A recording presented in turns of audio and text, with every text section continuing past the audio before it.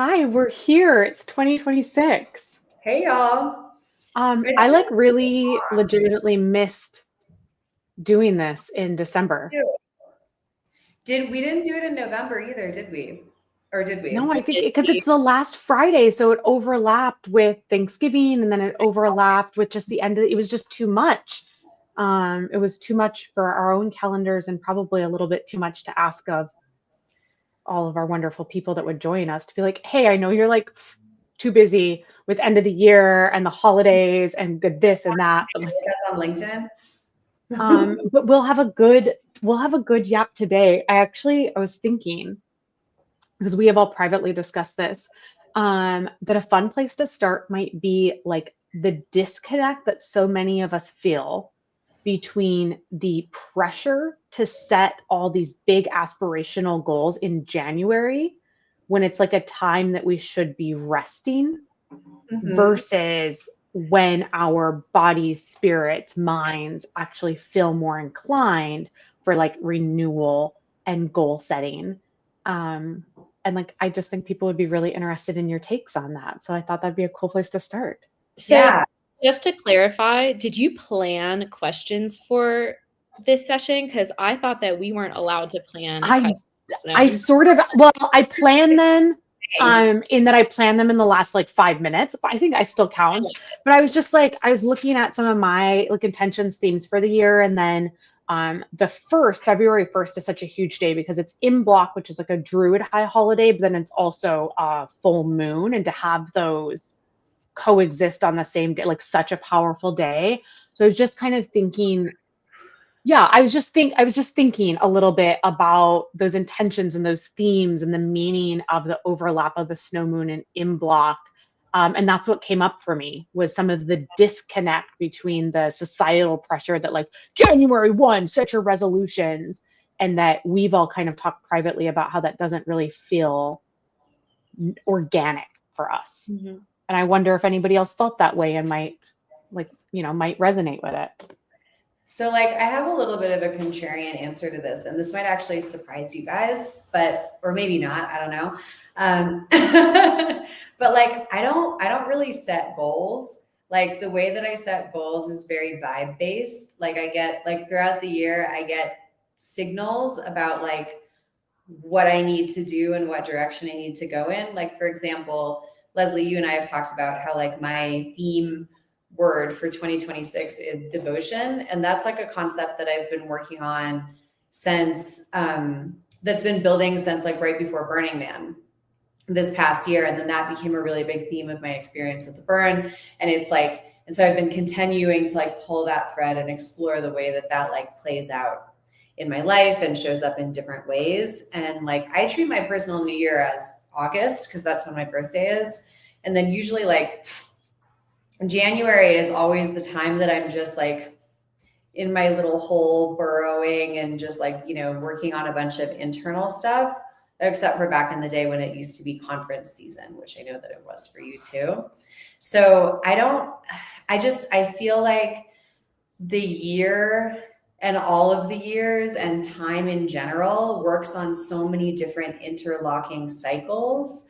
And there's just all of these different, it's like, our life is one really big story. So if you think about it as like an epic story, like Game of Thrones or Lord of the Rings, there's like multiple eras and epochs and chapters, and there's like different storylines that weave in and out of those chapters. And so I'm just kind of more interested in like tracking the themes and the longer and shorter cycles and the storylines, and then paying attention to my intuition. Like I recently went back and started working with a healer that I haven't talked to in probably like 3 or 4 years. But like at the end of November, I just got this hit that I was like, I think she has something for me now. I need to go back and book a session with her again. And by the time that the session came, I knew all exactly why I was having that session at that time and all of the themes that we needed to talk about. And I'm actually doing 2 more to like work through that particular theme that we're working on. Anyway, very long rambling answer, but I don't do annual goals. I don't even have a revenue. I mean, I have a revenue goal in my mind for this year, but it's like, I'm like, and then I know what it's going to be next year, but I'm not breaking that down into like, what do I need to do every month and every quarter? It's more like I just set the course of direction in my mind, and then I figure out what actions make sense based on that course of direction. Yeah, like you're always pathing towards it, but it's Yeah. not like if I didn't do this specific activity today, I failed. Correct. Yeah. And it's also with each new direction and path. And this is kind of this is the way that I used to approach events too. I'm like, what does the whole story look like? What is the set and setting? What do I need to look like? What am I dressing like? Like, what am I feeling like? Like, what am I talking to my friends about? What types of like morning rituals do I have? It's like a whole character embodiment type of a thing. Oof. So what I'm hearing is also like Taylor Swift eras. You know that I don't like Taylor Swift. Meg is like, I don't Meg's know like, what okay, you're I'm not planning any questions, but I am going to figure out opportunities for me to mention Taylor Swift just to stick it to Monica and Leslie. There are a million classical scholars that just like went like, ugh, like this woman did not invent the concept of archetypes. Yeah. I mean, I'm also very, very into tarot, which is all archetypes, Carl Jung archetypes, Joseph Campbell's hero's journey. So yeah, but I love that. I'm like the opposite. I know. I said something to Meg the other day. I think we were like texting or something, and she's like, "Oh, that's so good. I'm gonna make a poster." And like I can see I can see the like. Yeah. Yeah. But no, I actually have on my wall right now, I have a quote from Monica. I don't remember when we had this conversation, but you introduced me to this idea of be, do, have. Yeah. I don't remember. I need to look up where that came from because We talk so often, I don't know where it is. You mentioned it on a sales alchemy session that we did this summer. I remember it because I was in Montana, so it had to have been in like July, and it came up on that call. So it's maybe like a theme that we keep getting called back to a bit as well.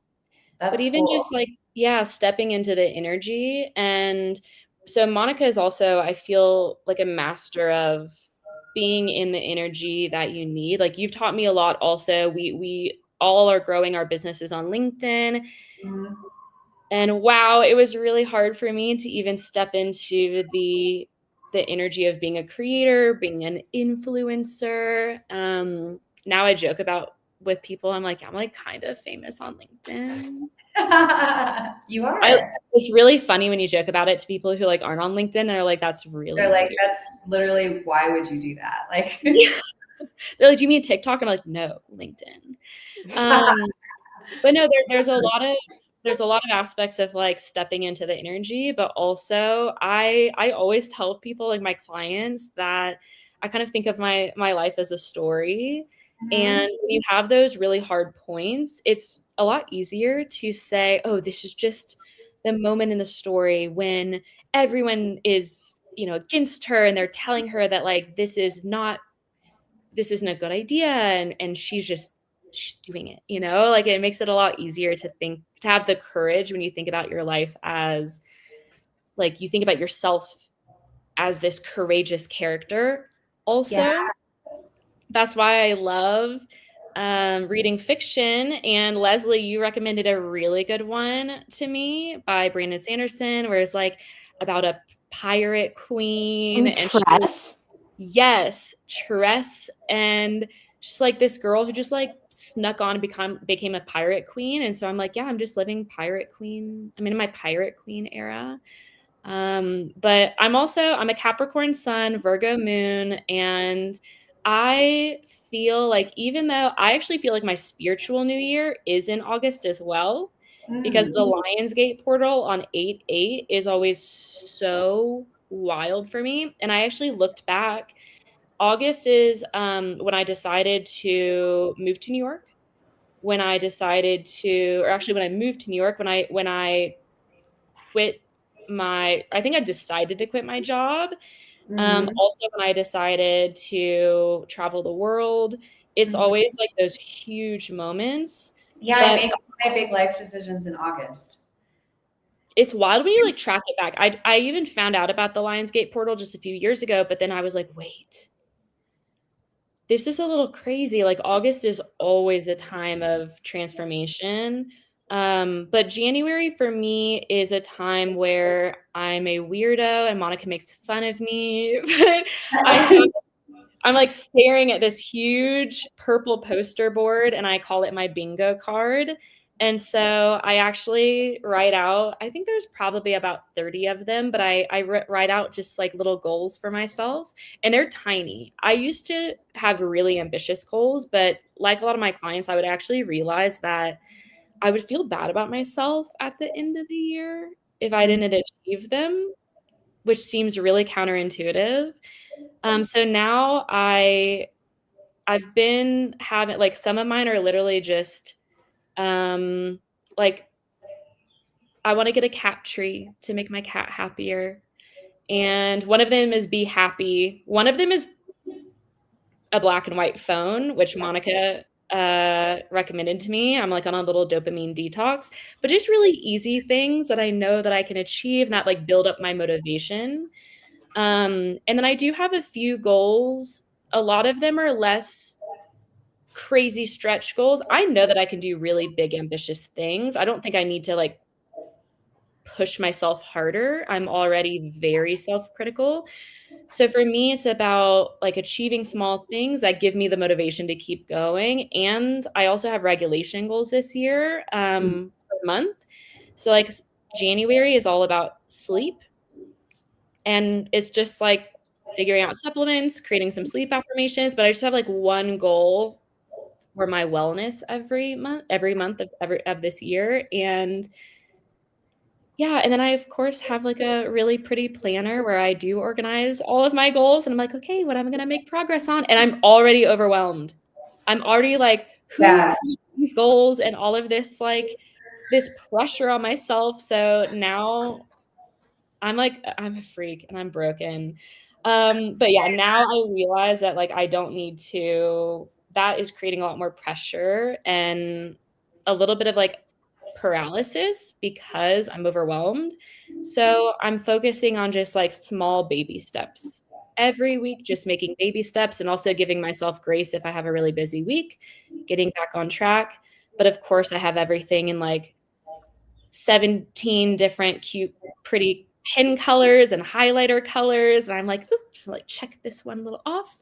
I have like pretty stickers for my little bingo card. And I mean, I think everything I've said also, like my theme this year is ease. Like, how can I work through anxiety, work through overwhelm, and instead of pushing myself so hard, how can I treat life like a walk on the beach? Like, I show up consistently to the beach every single day, but from there, I create space for the magic to happen. Like, maybe I'll, I don't know what I'm going to see. I don't know what I'm going to experience, but it's just gentle consistency.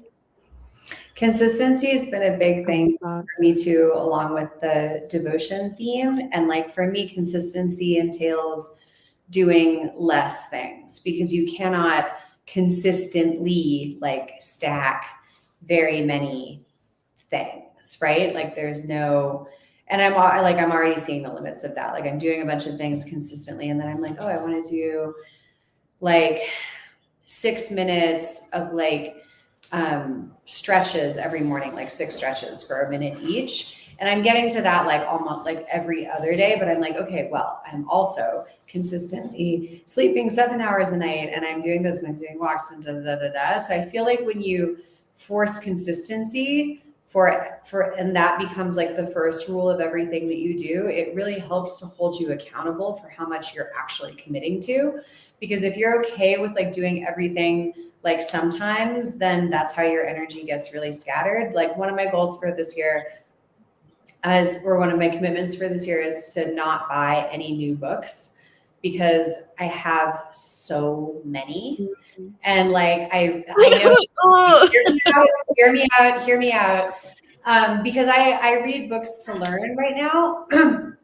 I did buy a novel in Spanish by Juan Rulfo, and I read that like out loud to myself, a chapter every night. But that's also a learning thing. But like, I mean, I'm looking at this shelf right now, and this is probably 20% of the books that I have. And I know that if I just took one of these and I committed to consistently actually applying it regularly, like I would get more out of that than by continuing to do what I did last year, which is like every time somebody told me about a book that sounded interesting, I would immediately just buy it online and then read it. And that's like super fun. But like you get the immediate dopamine hit of buying the book, but then you're not doing the thing with the book that gets the results. Correct. Like if you asked me to explain to you any of those for my book, obviously, I would give you like a very cursory, like I did not retain that information. I like something that I heard from both of you, and it's like, it's so backed by like behavioral psychology, is the idea of consistency. And consistency comes from having a set of goals. I'll use the term goals very loosely, but like having a plan where things are feasible, where you can show up and you can do them consistently, and you have a bit of a kind of constant sense check that if something feels extremely hard to show up and do consistently, like are you on the right path? Like, are you doing, and then it gives you this opportunity to ask yourself, like, is this worth it? Like, is this something that is hard that has to be done, but the outcome is worth it to me? Or am I like forcing myself to do something that's hard because I believe that for it to be worth it, it has to be hard, or some bullshit narrative like that. But I don't, like, the outcome that I'm going to is not actually that important to me. Totally. Yeah. What podcast was I listening to the other day where somebody was talking about like consistent reasons that people don't end up achieving their goals or doing what they say that they're going to do? And one of them, there were two that really stuck out in my mind. One was they don't actually want the thing. Right. And like, I think a lot of people say that. They're like, I see this a lot when people talk to me about like their business or like building their business, or even like my clients, like they don't actually want to grow because then they would have to take on a different role in the company, and they would have to let go of things that they feel really attached to now.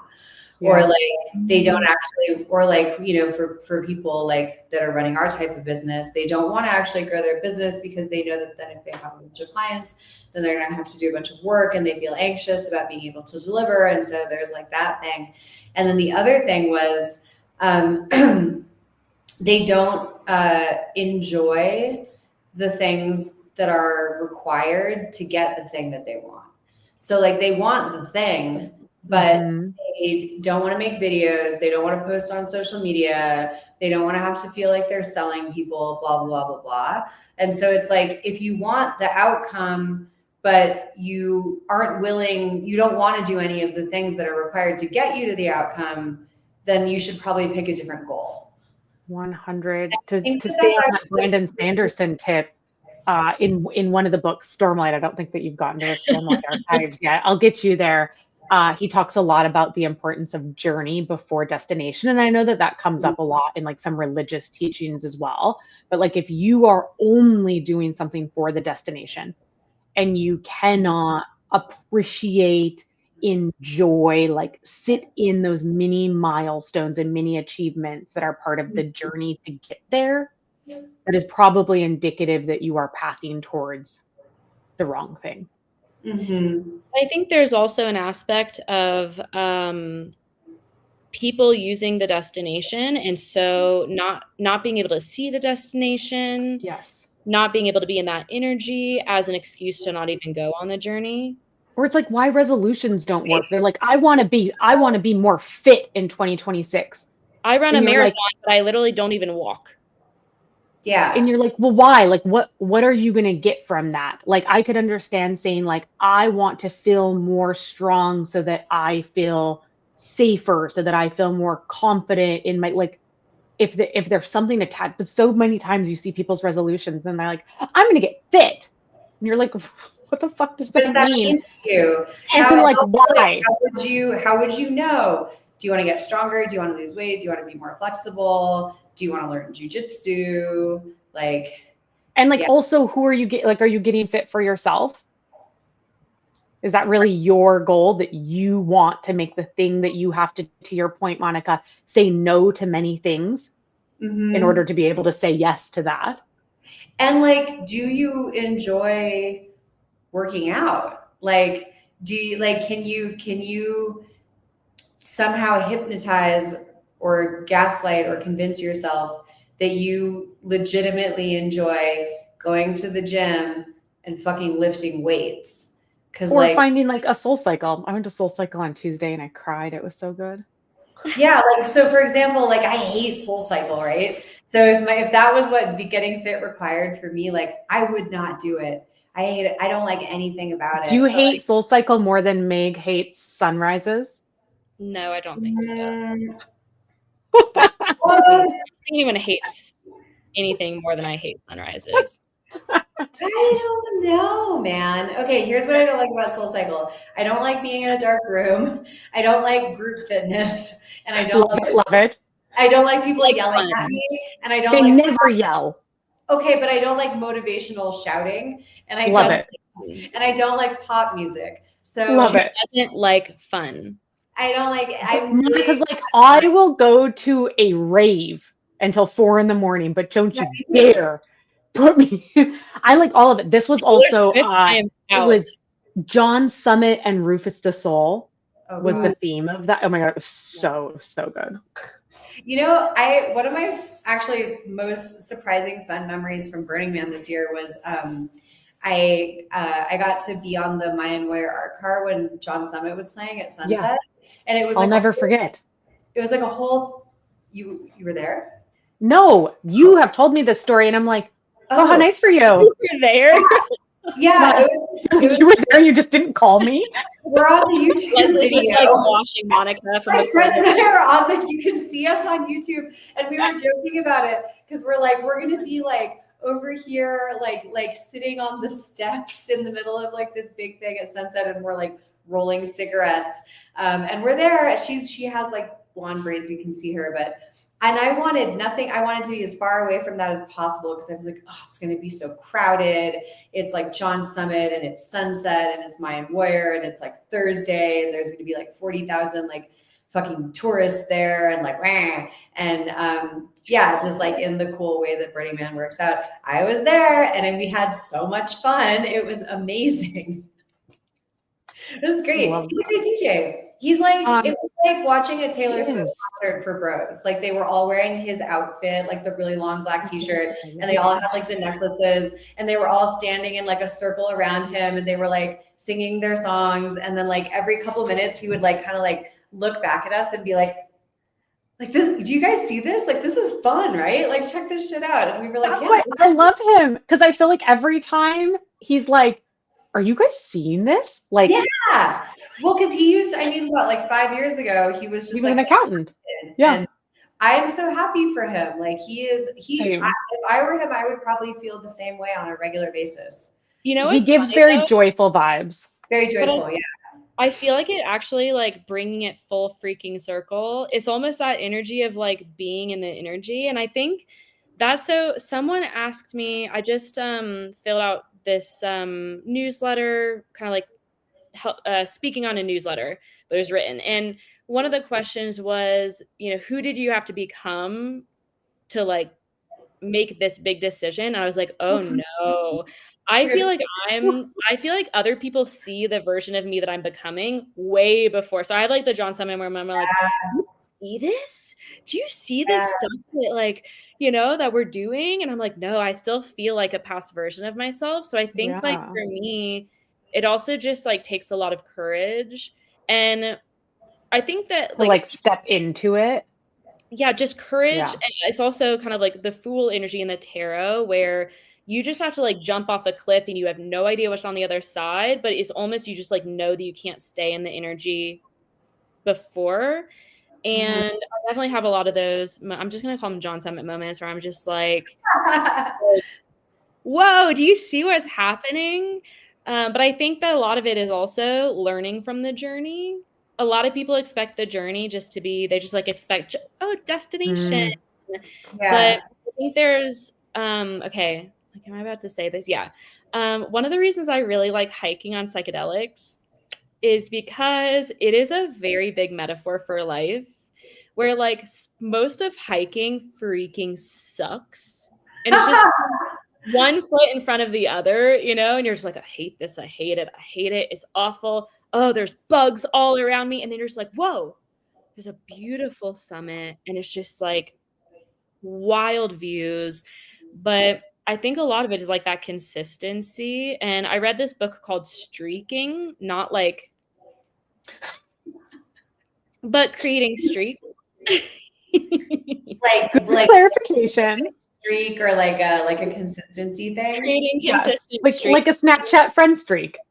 Like a Snapchat friend streak, yes. But a lot of it is like, one thing he says that if you cannot do it consistently for at least even like 7 days in a row, just do something simpler, because I think a lot of people, especially with New Year's resolutions, are like, I'm going to run a marathon. And so I'm going to like run 5 miles a day. But if you're not even walking once a day, like that's crazy. It's a lot. And maybe even take it back a step further. Like in Atomic Habits, one of the tips he gives is don't even make the goal go for a walk or ride your bike. Make it put on your workout clothes.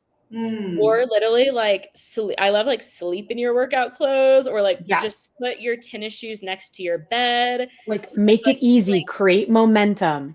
Yeah. And so even for me, that's instead of having all of these crazy goals, I actually have this it's kind of like a Tamagotchi, but for self-care. It's called the Finch app. Oh my God, I use the Finch app. Yeah. It's really cute. It's really cute. You have like a little bird, and then you just add in goals. I actually have like a lot of goals right now. And then you get points, and you can like, it grows up and you get little pets for it, and you can like buy little outfits for the bird, and you can also have like furniture, and it's really freaking cute. And I'm on like today is my 27-day streak, and I go out and in, but like I just keep coming back to those goals. Even for example, one of my goals this year is like having my phone on black and white. And so one of the self-care things that I do every morning is black and white phone. And sometimes I like take it out and put it back in color. And then I'm like, nope, I'm just going to put it right back. That's so easy. But it like, good for you. For example, if I want to have less anxiety, that's one of the things. Like I'm lowering my dopamine and going through a little dopamine detox. And like even just something as simple as changing your phone to black and white every single day helps me. But I'm not going to just be like, I'm going to manage my anxiety. No, every morning I'm like, am I taking my ashwagandha? Did I make a protein shake today? Or did I completely forget? And it's been like 6 p.m. until I'm like, forgot to eat, So I think it's just those little baby steps that are really important. And the wildest part is that focusing more on the baby steps than the overall goal has gotten me so much further than like having these crazy ambitious goals ever did. It's interesting. I set crazy ambitious goals. You do. I'm the third in like a different approach, but I then take the time to like really break them down to make sure that I'm not trying to set a BHAG. Like I am setting a crazy ambitious goal that is still very much within the realm of possibility for me, because there's a tremendous amount of brain science that says like setting goals and then constantly missing them is bad. It's bad. Like it doesn't do us justice. Like I think that that's a kind of toxic narrative. Whatever. Yeah. Came from the same folks that were like blue ocean thinking.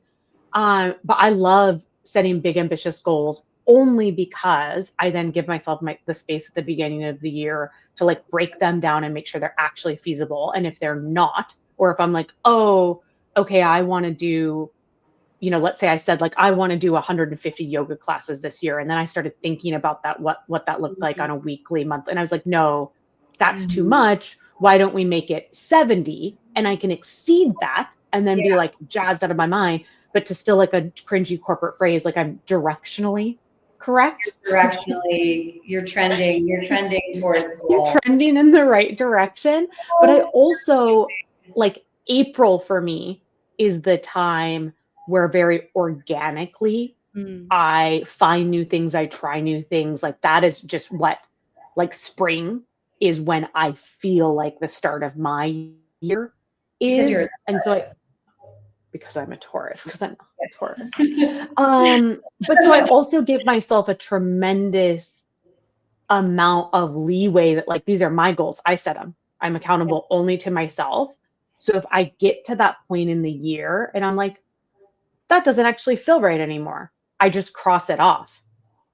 Or if I, like, get to that point of the year and I'm like, ooh, actually, I feel really inspired to try. Like, April 16th was the day that I found SoulCycle for the first time. You remember the day?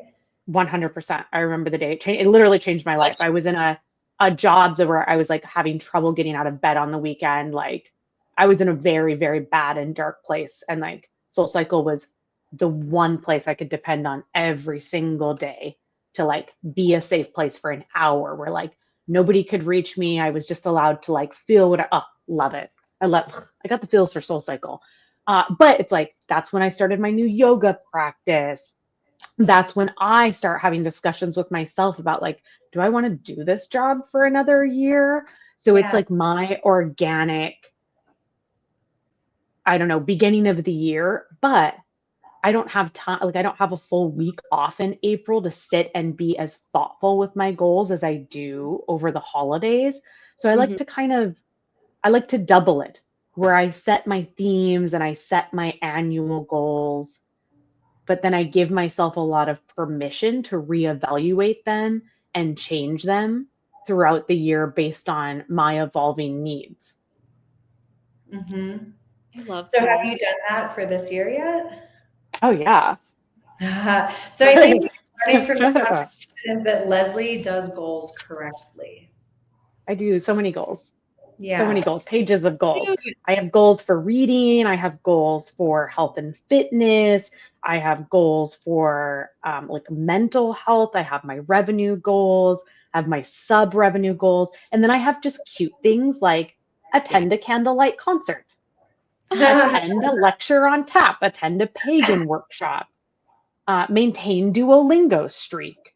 Because if I write it down, for me, it's just much more likely that I will keep it top of mind and do it. Like, last year, one of my ones was like, go to a So Far Sounds, because it's a thing that I always see and I always say, oh, that'd be fun to check out. Yeah. But then I just never do. So then I wrote it down. So then I went and it was awesome. And I'm so grateful that I went. Yeah, I'm also curious. I feel like a lot of us, like, we've talked about, even like, I love setting goals in January. I'm a Capricorn. I also feel like I'm a Taurus rising. So, like, I feel like April is when I'm like, have a little bit of a crisis. I'm like, okay, maybe we need to change these a little bit, or like better schedule them or better figure them out.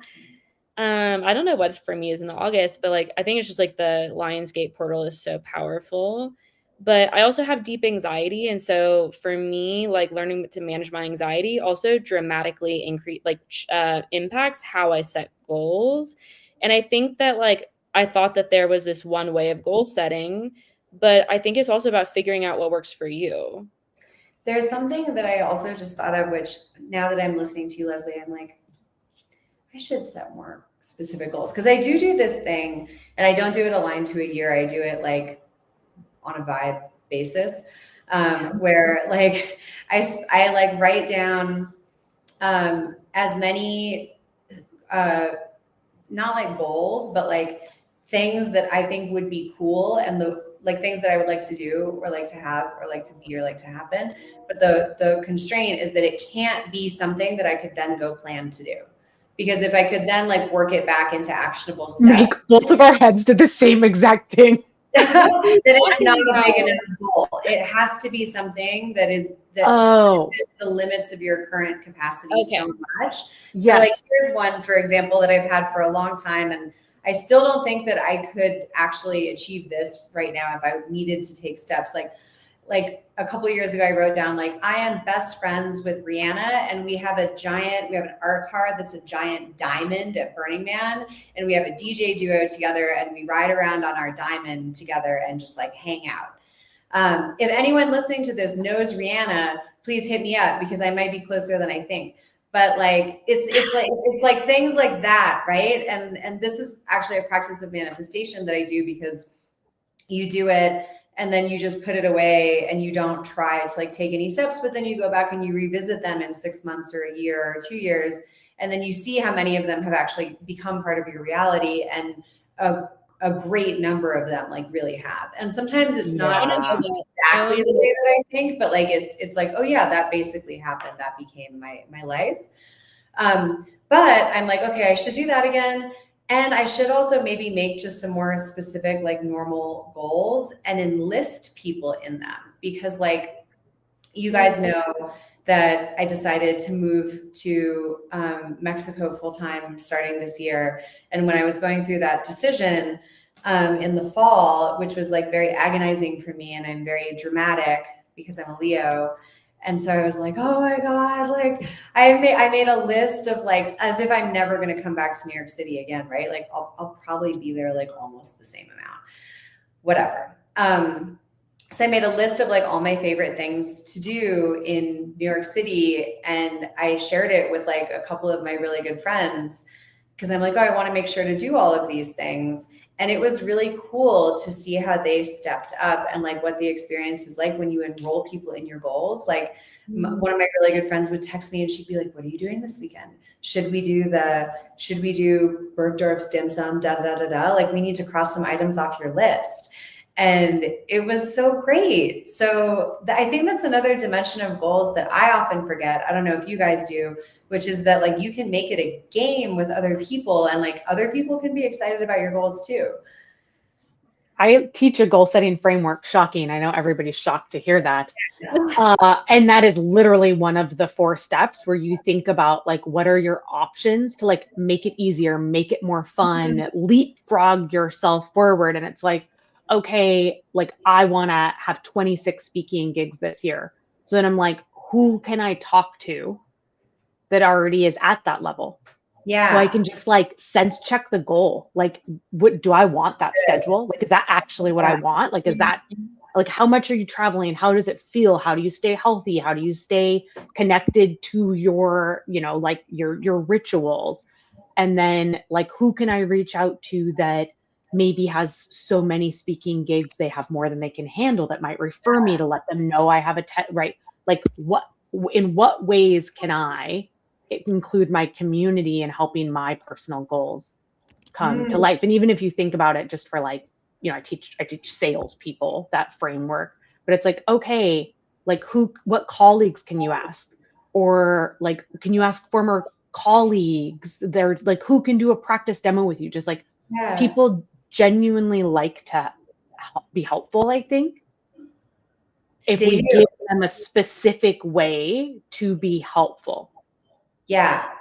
So Monica and I are both in Melissa Gaglione's program for brand partnerships. It's that makes me so happy. I know. She's so incredible. Can somebody take her? I don't have my LinkedIn up. Somebody take her so that people can go follow her if they don't already. Yes. I'm obsessed with her, and I've been obsessed with her for years, so it also just feels like a dream. Yeah. I'm tagging her right now. Yay. We're gonna go follow her. Sign up for her cohort. It's like the first week I was like, girl, this is a lot of work. Like it's like overwhelmed. Yeah. it's all so helpful, but it's like it's just insane how much value she's put into this. Yeah. Like month-long program. It's wild. Like she is an over-deliver like at her core. She is like an under-promise, over-deliver. Yeah. Totally. I was like, how did you put all this together? But the reason I was bringing it up is because so we also all 3 work with the same content coach last year and branding coach. And Monica and I keep joking that I was like, do you think that he's gonna, like, Monica was like, do you think he's gonna be really angry that we just do Melissa tells us to do something, we do it? Because for me, he's been this series for so long, But He I said was the like, same thing to me too. And I was like, what do you mean? I don't understand. Why series? He'll Like, know how I feel telling you to post selfies for a you're full like, year, and then Colin yeah. told you one time and you were like, oh, I guess we should post selfies now. Oh my God, it works. No, he just like bullied me into doing it. You think that he was just like, you should do it. And he was like, he uses psychological warfare. So he's like, you're not going to do it. And I was like, literally on a daily basis, wakes up every day, chooses violence. Like, I He don't know if does you guys choose violence every day. that meme. Like, Colin and I share it back and forth with each other all the time. It's like, it's like a little fluffy Pomeranian sitting in like the open doorway of like a house with like the morning sunshine coming in on it. And it's like me about to go and cause and wreck chaos and havoc. And like, that's Colin literally every day. He's just like this actually very sweet, cute person with like fluffy hair. And he just wakes up every day and he's like, so annoying. so annoying. I'm so glad finally I am his only sister except for all of my girlfriends. And so I'm just so glad that someone else understands the experience that I have lived my whole life. I need to have like a text message wrapped at the end of the year, because there's Colin would for sure be in my top 10. Like, you and Colin exchanged 732 texts this year. Like 412 of them were Colin bossing you. I feel like 730 is low. I feel like if I don't check our So that's like in a month. In a day, there's 730. Literally, I'm like, how many messages did we already exchange today? I also love that we're 20. in like 3 core group chats together, and like this whole chaos either. But yeah, we're basically doing all the things. Yeah, we're doing all the things that even Colin couldn't get us to do. But I did a series. I'm doing a series, and I was like, no one's gonna care. And so I was like, but my series is. I basically have been growing my coaching business to supplement, to like replace my consulting business, because I'm tired of consulting. I want to do coaching. And I was just like, hey, I'm 12 clients away from being fully booked for 2026 and like proving that my dream business is like viable and like it can make me money. And people regularly are like, I'm so excited to see one more number. Like, I can't wait until this is 12. And I was like, oh my God, people care. Yeah. People are excited for you. People want to help you. Yeah. And it's a weird, shocking moment. Yeah. I don't know. I feel like every time I do something on LinkedIn, I'm shocked at the results, especially with the things that everyone told me worked. And I'm like, no. You're like, that couldn't work for me. My audience is so different. I do that shit all the time. I was about to say, I was like, that's you. I was like, oh, all the things that like our clients say to us, like, oh, our product is so different. Like, our sales process is so special and unique. We would never understand it. Industry is completely, you just wouldn't know. Absolutely free calls. Wait, before I forget, I met Rihanna. Really? Yeah. Where is she? Barbados. Do you have her number? She's Bayesian. And I've been to Barbados like 8 times. I have a ton of friends there, and I went years ago for Kadooment, like for their crop over, and like jumped in full costume. It was sick, and I met her while I was there for that. And what was it like? I said, and then she said, that's it.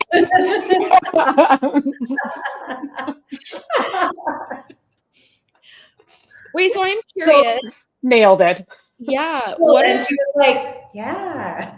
I'm just have a good night. Starstruck. She was like, okay. So I clearly left a strong impression because I'm so good with my words. 100%. He remembers you. Grace. She is. At the New Year's party that I was at in Cabo, I saw this twice at the the afters. This, I don't know if everyone else would know who she is, but I know who she is. She's this comedian on Instagram. And I mean, she has like 1 million followers. Like, I think she's pretty famous. Colin knew who she was. Who is it? Amanda McCants. Do you guys follow Amanda McCants? She's hilarious. I'll send you. But yeah, I didn't know what to say. And like we were in the elevator together and she was like dancing and like looking right at me and like being really cute and funny. And I was just like I probably looked like I was like, because I was like, what do I say? Like, do I let her know that I know who she is? Is that weird? Does she want to be like anonymous? But then I was with Kate Stein. You guys know Kate, and like, you know, she gets recognized sometimes too. Like she's a big deal in what she does. And we agreed that if you see somebody, no matter how already famous you think they are, like there's definitely people like that maybe are even listening to this call or like that follow us on LinkedIn that like they maybe wouldn't even recognize Rihanna or like they wouldn't even really care. Like they would be like, oh, is that sure. or something? Because there's other people that they care about that like play sports or whatever they're into. And so I have decided, since totally fumbling with Amanda McCants, that in the future, if I see somebody that I recognize that I think is cool, I'm just going to be like, I love your work. Like, I'm just going to do that like fan moment. And I'm not going to worry about being weird because I think they're going to appreciate it, you know? No matter how famous you are, having somebody tell you that your work is impacting them in a positive way is going to feel good. Yeah. Yeah. I had the opposite experience where Leslie, you probably get a lot of this. I like never go out or like I never see like business people outside of when I'm online. And one time I went to an event with like to meet some of my clients in person, and someone walked up to me and they're like, Are you Megan Mishak?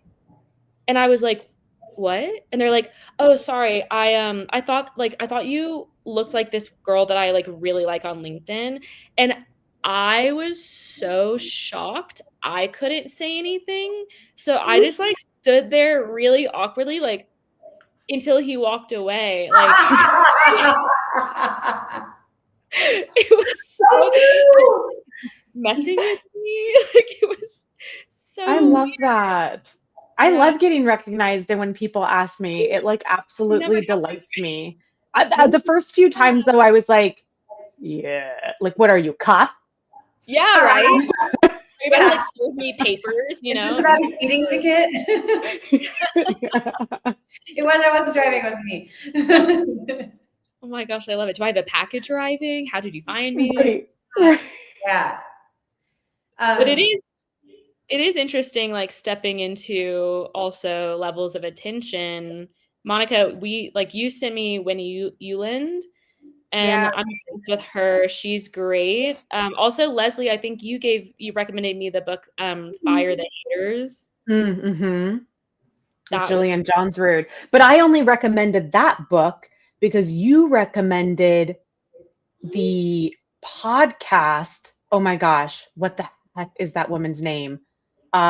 She has like 400 episodes. She's an investor. I recommend Oh my gosh. No, Meg did. Meg recommended it years ago. Andy Paul recommended it to Meg. Meg recommended it to me. And I was going for a walk.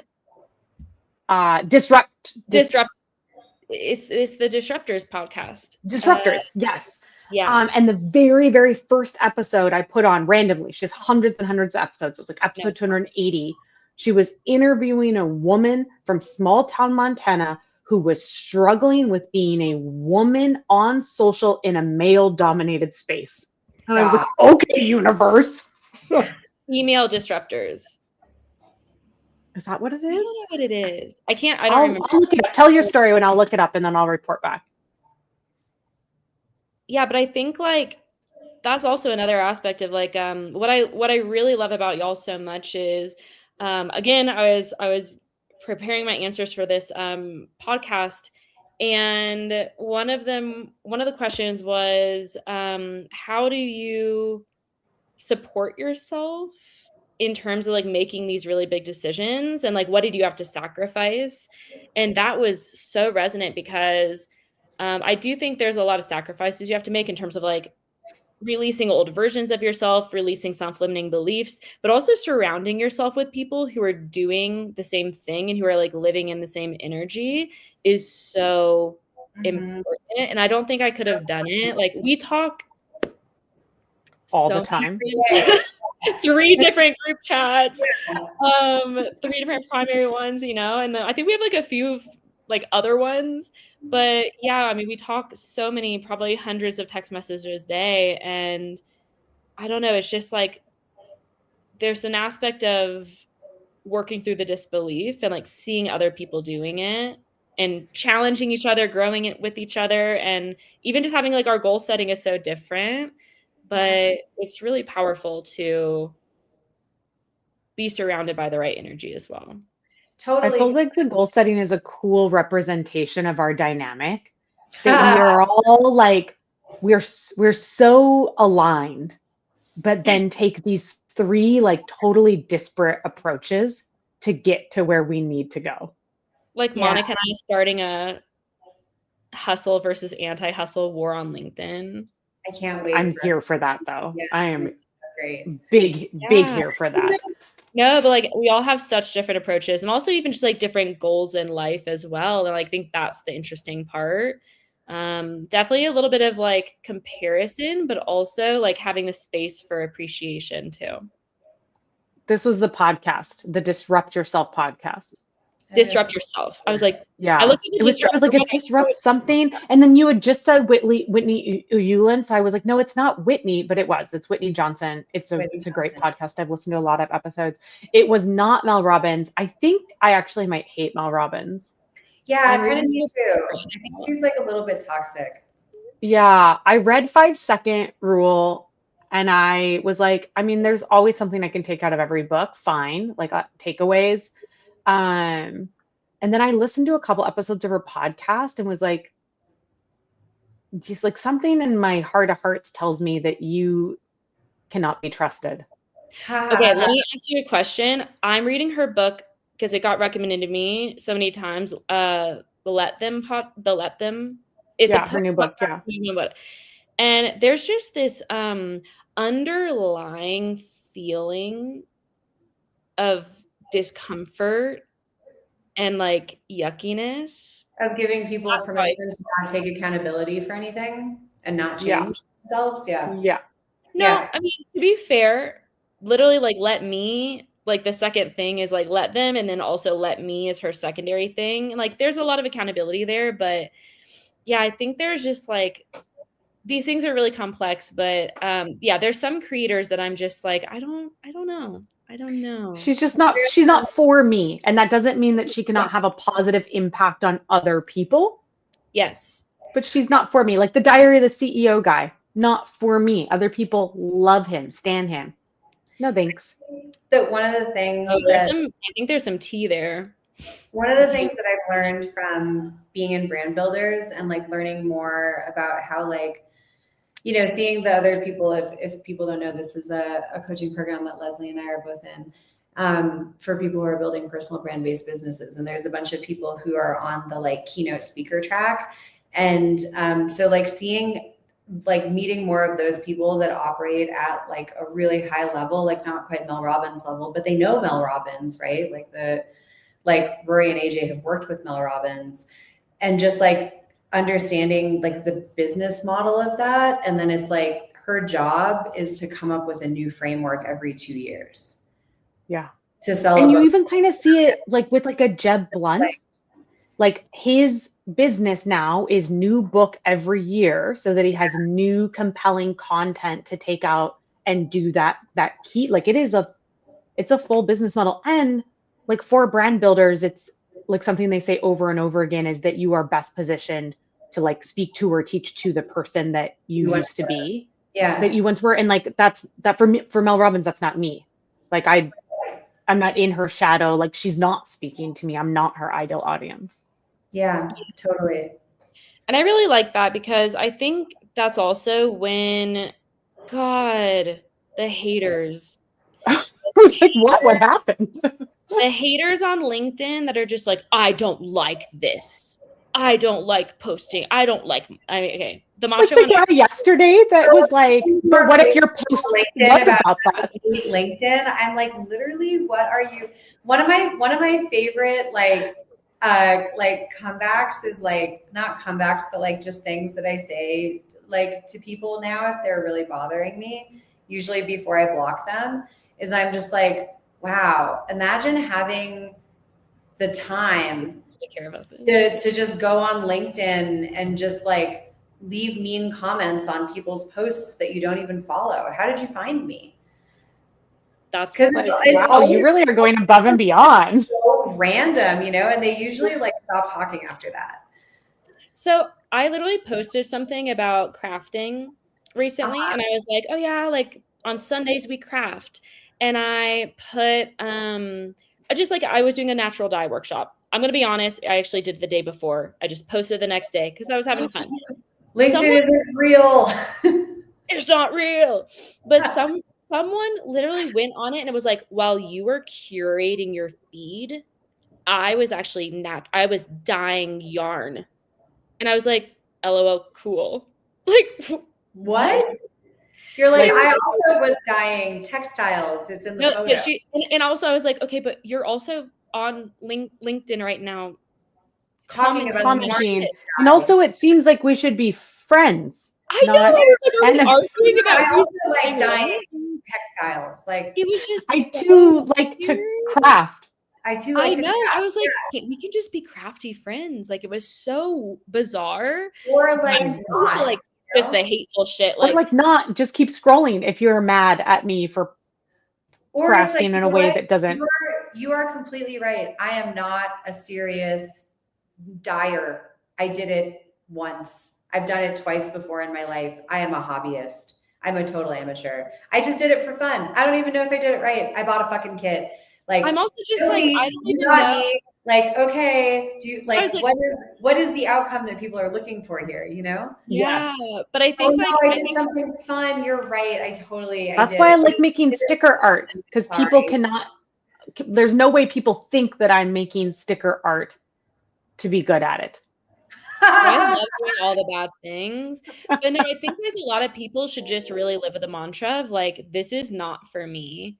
Okay, also I do sometimes leave really snarky messages, really snarky comments. I left a really snarky comment yesterday.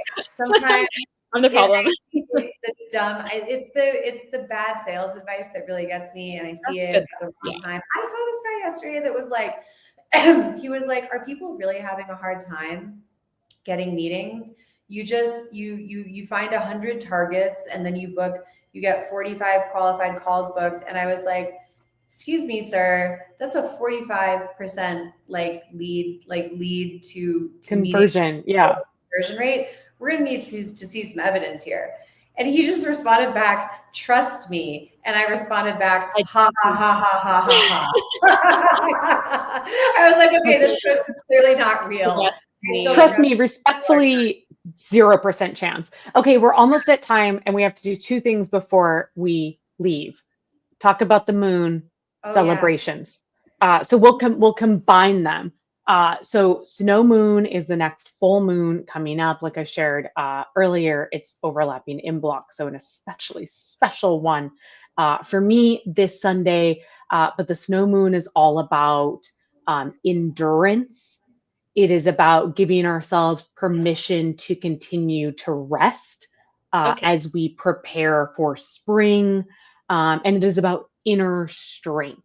So it is about kind of like shoring up ourselves and respecting this process of wintering that we're going through as we prepare for the spring. So I would love to hear like a contemplation on what the moon is doing along with your celebration.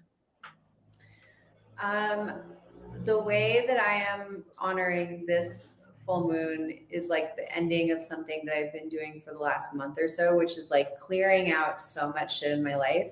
I cleaned out my whole camera roll. I have gone through my entire house and I have thrown away all of the random stuff that's in all the little drawers. My friend is hosting a bazaar tomorrow. I'm bringing a whole pile of stuff and some furniture.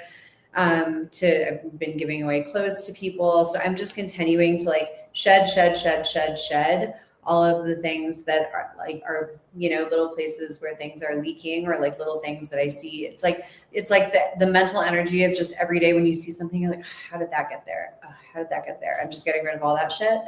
And then this also marks the eclipse axis is shifting back into Leo Aquarius,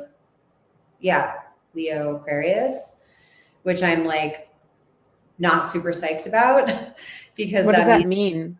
Yeah. that means that, so like if we're all in this big celestial play, that means that for the next like 12 to 18 months, people with big placements in Leo and Aquarius, which I'm a Leo sun, are going to be kind of like the main characters, for better or for worse. It was Taurus, Pisces. Yeah. I'm sorry, not Taurus, Pisces, whatever the opposite of Pisces is. What is that? Virgo. Oh, okay. Which I have big Taurus, big Virgo energy. Okay, so we can rest. We can chill out. I love that. So that is, I think, both that's like a big celebration. I mean, that you can share a different celebration, but I feel like that's also worth celebrating, this process of like getting rid of the things that are not serving us, that are cluttering our space, that are cluttering our mind. I love that. I did that a few months ago, and Meg, that immediately reminded me of like your whole process of like your snake energy and shedding skins. Yeah, powerful. Yeah. What about you, Meg? For me, I have been working so freaking hard, and I definitely last year was like, I feel like it was like performing open heart surgery on my soul. So this year is a lot of implementation, and like starting with my goals around like sleep, and I'm like, oh, I'm sleeping so much better. And so for me, it's about continuing on those small things. I'm also investing in my business in big ways, both like new systems. And I'm like, oh my gosh, I don't know if I want to spend this much money, but I'm like, I know I'm going to like the ROI of things is always always. Yeah. I always have a little bit of that, like the fear. But then I think about every single time I'm like coaching or assist anything, amazing. And also for me, permission to rest is permission to do it patiently and give myself enough time. Because I'm always like, I need to do everything immediately, and then I get overwhelmed and I don't do it. So for me, it is taking things slowly, checking them off, like believing, and just continually doing it consistently. Nice. Yeah. Leslie, I love that. Yeah. Yeah. I'm going to do a nice like ritual on Sunday. Well, I'm going to do 2 rituals on Sunday. A group of my girlfriends and I always get together every year, and we read our in and out lists to each other. Nice. It's so fun. So that's happening on Sunday. So we're going to get together, and that's just like it's so fun. It's so lovely. And then I'm also just going to do a little private ritual with some candles. And I am just going to think about my themes for the year, which are unity and ascension. So I think that will just be like really lovely. And I think my like big celebration right now is like the world's rough. It's rough. Like it's rough out there. And so just like constantly giving myself grace and being like, hey, it's okay if you like feel feels, or like you feel a disconnect between having to be like rah, like here are my SCOs, here's this, and like, watching just literal atrocities being committed. And so I think like that is worth celebrating, because it's not always easy for me to give myself that like grace and that space to like process, and permission to just like be angry or be sad. So I'm going to chalk that up to a win. Nice. Proud of you. Love it. Yeah. Yay. Proud of all of us. Same. And then next month we're going to be together in person. Woo! Fun. I'm very excited. Will we be together in person literally at the time that this is recorded? Are we like doing this live? No, it's the weekend. Well, we could do it live. We could just move it up a week and do it live. Live. I mean, I think that's something to consider. I'm into it. We could just do content. So fun. Yeah. With Colin. Yeah. 3 Witches and a Wizard live from Mexico City. Yeah. Oh my God, we're gonna be so profesh.